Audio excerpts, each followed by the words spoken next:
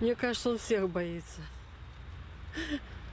Ну, потому что мы им недовольны же. Люди же недовольны, многие им.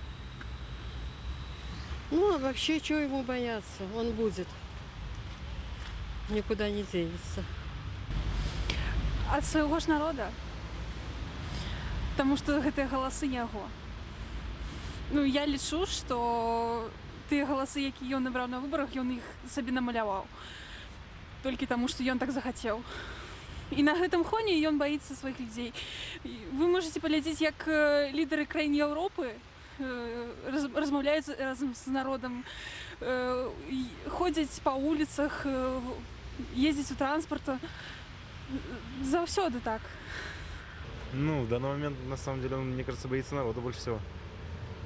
Ну, потому что он его пытается свергнуть, а он, ну, как бы не уходит. Ну, им страшненько немного.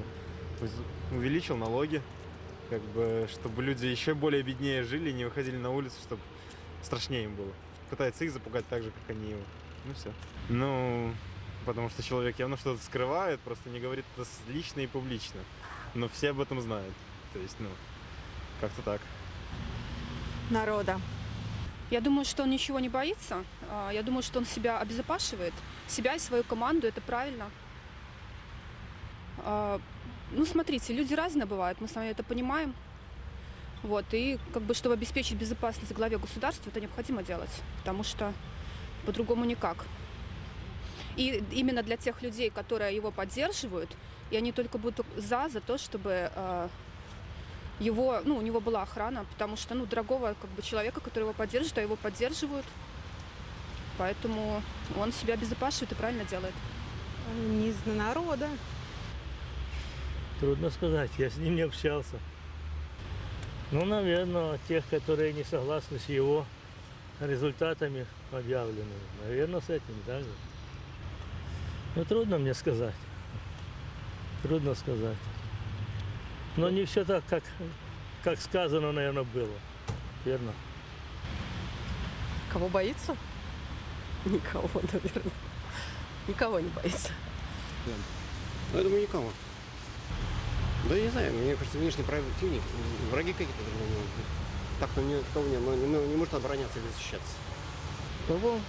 Оппозицию, кого он больше всего боится. Почему? Потому что она его выбирала, она его может быть. Он никого не боится, наверное. Ну, вот знаете, эти вопросы уже задавали не раз и не два.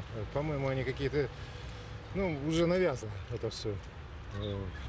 Ну, если кто-то умеет держать власть, он ее держит. Не умеет, не держит. Ну, вот весь вопрос.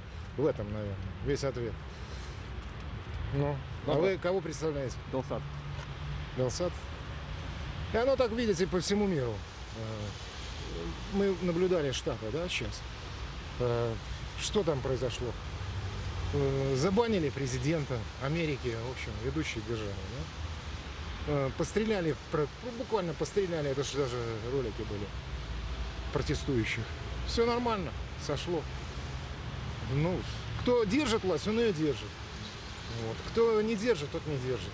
Везде так, и в России, и на Украине, и в Европе. Вы со мной согласны? А вы не помните, президента Швеции убили вот прямо на улице, расстреляли. Олафа Пальме. Помните такой случай? Ну, это где-то 80-е, наверное, год. Так что Европа, она тоже может быть и такая, и эдакая.